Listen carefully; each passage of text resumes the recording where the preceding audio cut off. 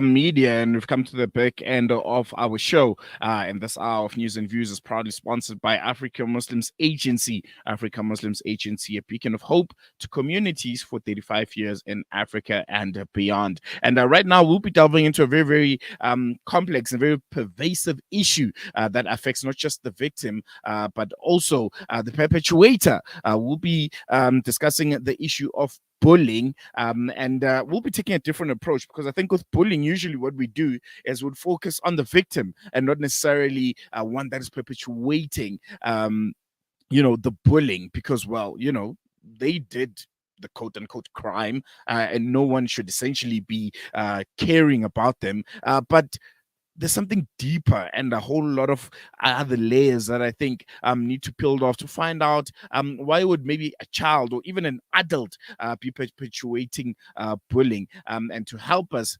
unpack that, we'll be joined by Haseena Ali, an anti-bullying specialist, who'll be helping us explore the root causes of bullying, the role of parents and schools can play in prevention, and when it might be time to seek external help. Haseena, thank you so much for joining us. Welcome to Salam Media. I really appreciate you giving us your time.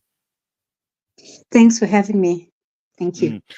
I think, first and foremost, my point of departure would be just how important is it to also focus on the perpetuator of the bullying as much as the victim of the bullying, because usually, as I mentioned, the attention and the care would be given to the one that was bullied, but not enough attention or is given to the one who perpetuated the bullying.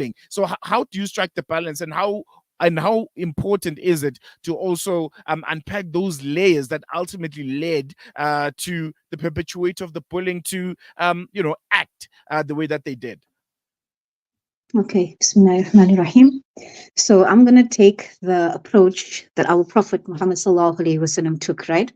So someone came to him, the gist of the narration is that, the information was brought to him about, someone oppressing the oppressed. And he said, help the oppressor to stop oppressing by you helping him. And they were like, why should we help the one who's causing the pain? He's like, if you basically help the perpetrator, then there will be no violence, there will be no oppression, there will be no bullying, in other words, right? So it means that they also need that help equally as how as we say, victim in inverted commas also needs the help, because that's not normal behavior, first of all. I mean, children are born loving, caring, kind. So we need to understand now what happened, between that, from being a caring, kind child, person, adult, to someone being totally oppressive and hurtful to another person. So there has been a change, and we need to get down to finding out what caused this change within the person. So yes, they may have caused pain and harm, but the only way that we can get them to stop is if we get down to the bottom of what's actually causing it. So it can't be something that we just dismiss and, oh, these are just horrible people, and we move on. No, we also need to help them as well. Yes. Mm-hmm. I want to focus a bit on kids, and I know a lot of parents are listening to this. Some parents may feel a bit hesitant or even guilty about seeking help for their child's bullying behavior. What would you say to those parents who may see this as a sign of weakness, and how can external support actually strengthen the family's approach to resolving the issue of bullying when their child is the perpetuator thereof? So we all should be working from a place of love, right? And the focus is the child. So I don't think any parent would be happy to be hearing, there's multiple complaints from schools and from the people that the child associate with, right? So it means that there is an issue. And I think it would be a very great disservice to the child if the parents have this attitude that, oh, it can't be my child, right? And the more we say it can't be my child, you only get to find out that it actually is your child.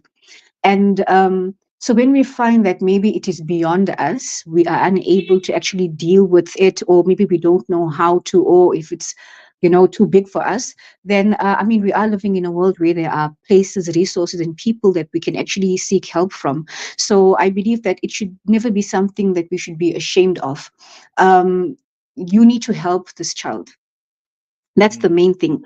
And we're helping this child because we love this child, right? The child can be a bully today and be a criminal tomorrow, and it will be too late at that time. So I think there should never be that feeling of shame. It may be hard to kind of accept at first that, oh, my child being the bully could never be, right? But we need to mm. understand also that children can, appear a certain way in front of us because they want our approval, but perhaps when they are away from us with their peers, they can also, shapeshift and become something Yeah. else, Yeah. So there must be that room in our minds to understand that, I mean, they are children, they're not perfect, as no one is perfect. So we should be people who act. If you hear, that your child is, doing ongoing bad behavior and so on, then what's the problem? We try to resolve it. If there's external help which we need, we go ahead and we do it. There's no shame. In my opinion, I feel that's the highest level of love, that a Mm. parent can have for their child, because you want to see your child excel, and you know that this is not good for them. Yes. Mm, mm. I think the issue of bullying, particularly when it comes to children, is one that has been documented widely, and there've been numerous campaigns to try and educate children themselves, parents and educators, on the consequences of bullying, and some help in trying to mitigate it. But one aspect is adult bullying. Would the same approach work? Let's say maybe in the workplace or within a family structure. When one adult is a bully, and we know how adults are. You feel like you're a law unto yourself. You say what you want. You can do what you want. As long as Mm. it doesn't get you in trouble with the law. Hmm. Yeah, that's a hard one because I don't think any adult wants to like accept that. I mean, as big as I am, I'm being bullied. But I Mm, mean, but it does exist, it does exist. I believe that we've all been created differently. Some people don't like confrontation. Some people just want a peaceful life.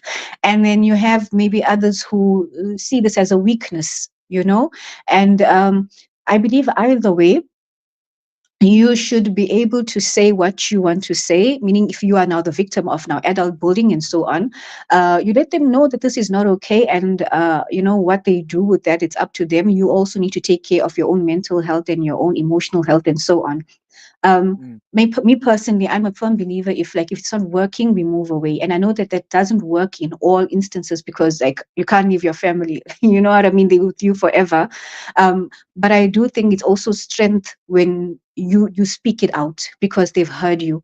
Yes, some people may lack empathy and they may just dismiss what you've said, but as from the victim's point of view, you've heard what I've said, and if you don't take what I'm saying, that I'm not happy with how you're treating me and so on, it's true that it does say a lot about you now, as a person. It does become a bit difficult, and we know that people fall into depression and dark places and so on because of how they've been treated. And unfortunately, sometimes you find that it's the most wonderful, loving, caring people. And again, adults do see this as a weakness or something to be taken advantage of, whereas these are among the most wonderful people that you'll ever find. mm, I just wish that people could actually, kind of benefit from them and get to know them. Sometimes you'll find that both the bully and the victim maybe have things in common, but it's just mm, that we don't give each other time and the space to get to know more of each other, so then we sit in situations like these. Yes. mm. One thing about adults, which I think is different from kids, is the ability to self-reflect. Um, is there any pieces of advice or steps that you can give to someone when they've constantly being told that you're a bully, but they don't believe it. Maybe they feel like, I'm a leader, I should be stern, I should be firm, or, I'm a father, the head of the household, this is how I should be behaving, or, I'm a mother, those kind of dynamics that we are used to, where there's a leader and a subordinate, but, you're told constantly, you're a bully, I don't like how you talk to me, but you don't believe it. Are there some things to look at that you can self reflect on, or check a list and ultimately come to a conclusion on whether or not you're a bully? Oh, that's a good one. Hey, I think there's a fine line between being assertive and actually like being a bully. And there's no smoke without fire. Yes, you can be assertive because, yes, there are some people who, people around us who have been given that kind of authority over us. But I mean, a great leader doesn't hurt. A great leader leads by showing. So, I mean, I think as people and as you said, as adults, we are able to think, we are able to reflect. Would I be okay with someone treating me that way? Will I be okay with someone maybe treating my child, or my loved ones that way? So I think it's quite clear. I think, I always say as adults, like we know as humans and more so adults, we know when we're doing something right and we know when we're doing something which is wrong. It's perhaps maybe just it just we just become so used of that you know Mm, we just become so used of being so authoritative and not authoritative, actually bullying then, because it's okay to be someone who's in that position. And I think it's important for us to take into cognizance the feelings of others, mm, because when you're leading you want results, right? And when you're going to be treating people in a very harsh and a harmful, detrimental manner, the results that you're going to get are very minimal. And if you get the full results, it's not coming from a place of love, it's coming from fear and all of these negative places. And I always say, like, when you leave this world, how do you want to be remembered?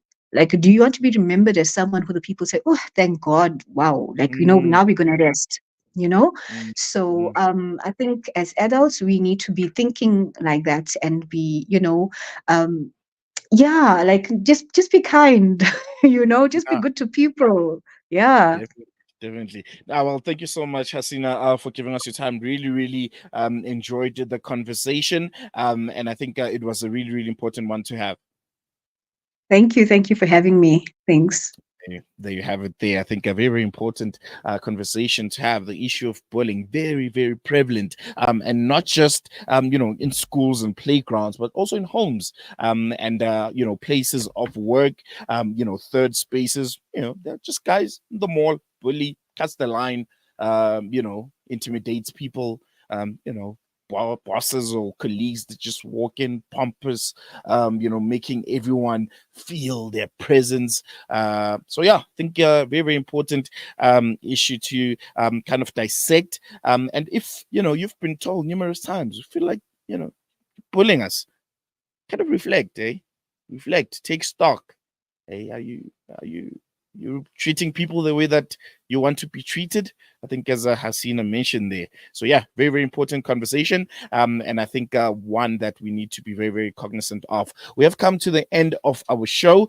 This has been the Thursday edition of News and Views. If you've missed any of the interviews that we've had today, you can head over to our website www.salammedia.com. And our brilliant technical team has made the podcasts of all of the interviews that you might have missed. It's been another incredible one. Inaid Wadi comes back tomorrow for the Juma edition of News and Views. But for myself, Salalo Makwidiri, and the rest of the team, it's goodbye.